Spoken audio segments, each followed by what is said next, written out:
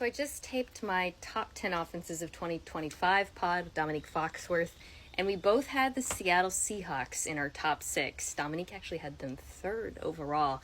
So here are 3 reasons why I think the Seahawks defense is going to be elite this year.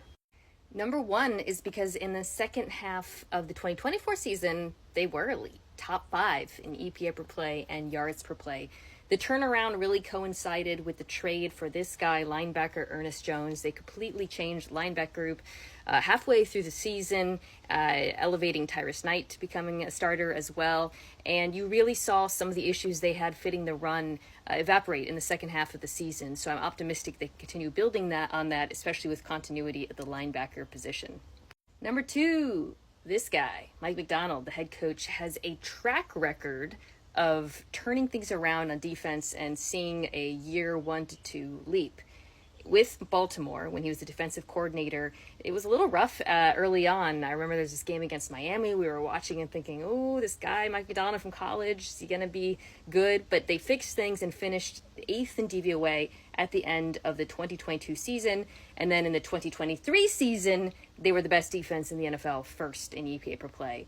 This is something he did at Michigan as well. His defense is really complicated. It takes a while to learn, but when players do get a feel for it, they are excellent.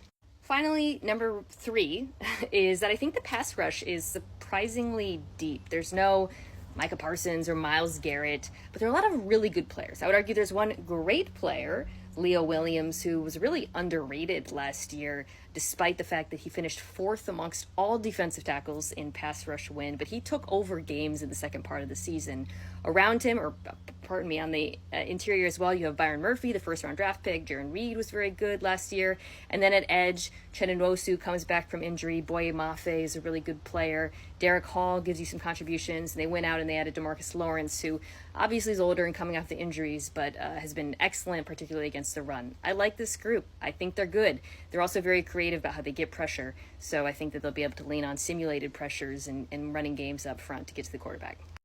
All right, that's it. I'm very optimistic about the Seahawks defense, and before anyone calls me a homer, I'm less optimistic about the offense. I've been a little bit hard on some of the choices that they've made there, but not so on the other side of the ball. Feel really good about this defense.